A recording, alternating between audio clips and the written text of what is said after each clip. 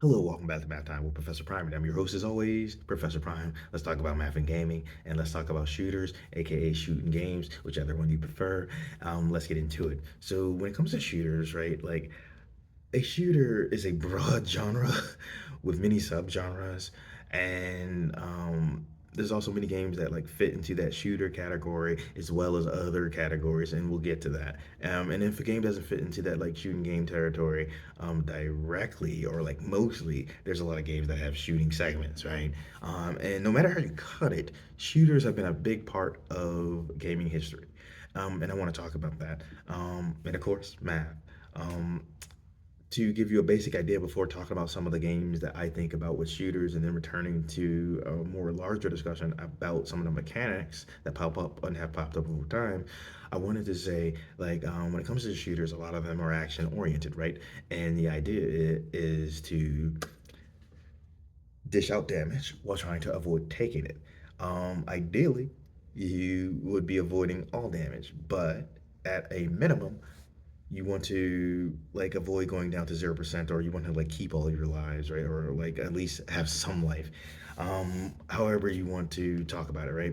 But the idea is something that is inherently mathematical. And when I think about like shooters, so many things come to mind, right? Because it could be like a shoot 'em up, like a classic game like Space Invaders, right?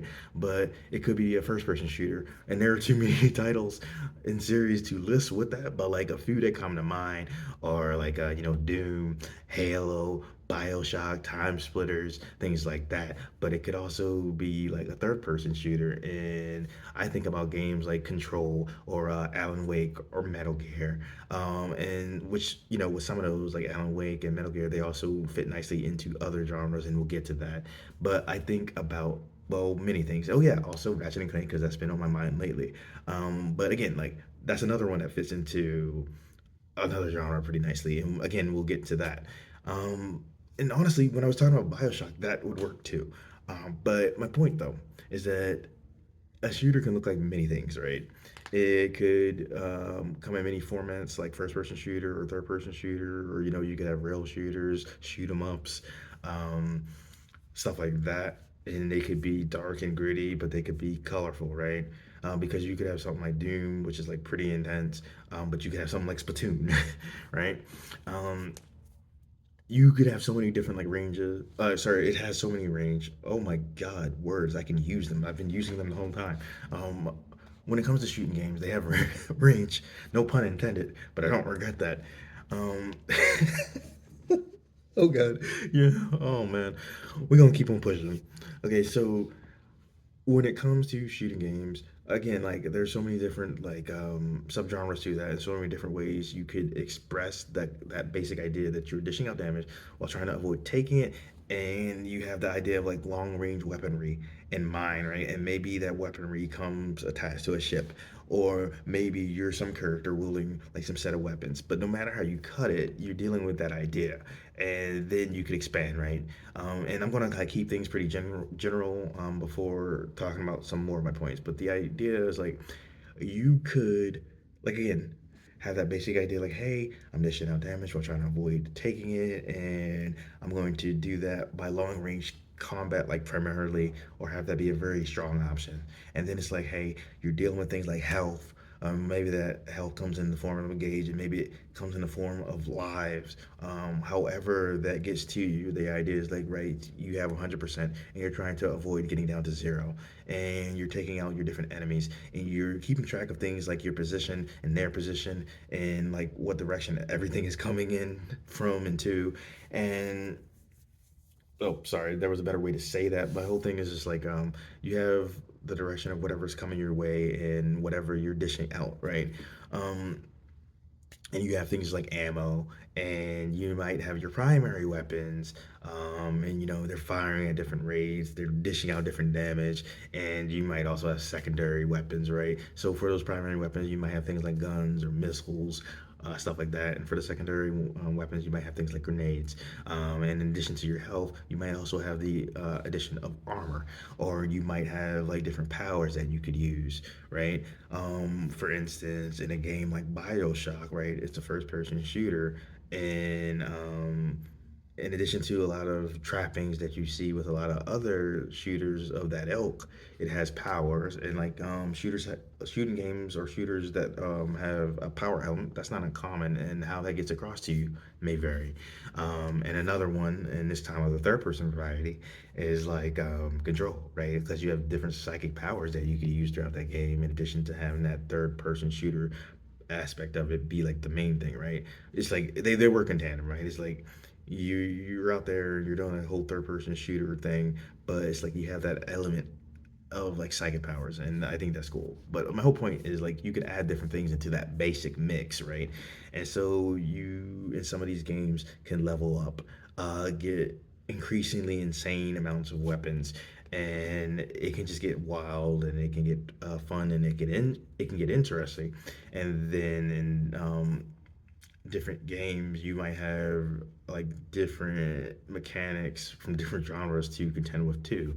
Um, because you might have a game like Metal Gear or Metal Gear Solid, any number of Metal Gear games, where it's like, yes, it's a stealth game, but it's definitely a shooter too. You're building up huge arsenals as you go about playing those games. And while you could take a stealth approach, and that is encouraged, you could absolutely go in guns a blazing, right?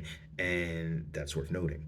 But the whole thing is like you have these different weapons and the damage that they dish out, the ammo that they carry, and like you're practicing your resource management while also taking into account that stealth element and also melee elements within. And when it comes to melee, I mean that's not uncommon in shooting games either. And then when I think about like shooting games that like fit other genres pretty well too, you have something like Ratchet and Clank, where it is absolutely a shooting game series as well as a huge platforming series, right? Because like you are going around traversing these different environments, jumping all around, and um, all that stuff, right?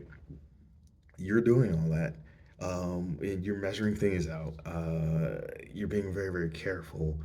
You're just like you have a lot of motion involved in how you move. And while it is very much a platformer, and there's so many things that contribute to how you move in that series of games, like it's very much a shooter. You're building up huge arsenals. You're running and you're gunning and you're having a good time. And some of those weapons get absolutely insane, and by the end of any Ratchet and Clank game, you are a walking army, and it's like bonkers. And then you might have other games like Alan Wake 2, Resident Evil, where it's like, yes, you have like them being, considered survival horror, but they're also like shooters. And with Resident Evil, some games more than others, right?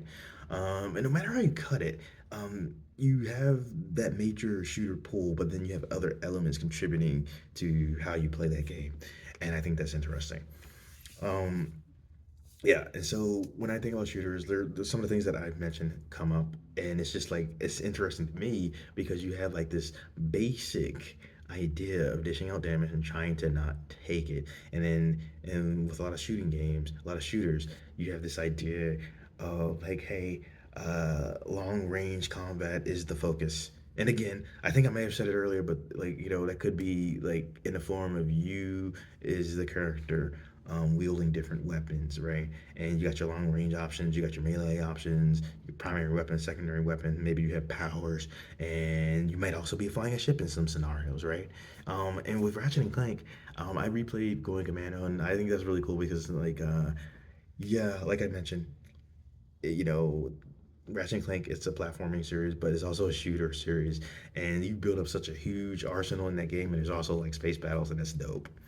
Um, so yeah, like I think it's just fascinating to me because there's no shortage of examples where you can point to as far as shooters are concerned and say like, hey, there's math in that, right? That's what all it is, just in a really interesting form, right? Like there's no shortage of ways that you can express that basic idea of dishing out damage and trying to like not take it in long range form.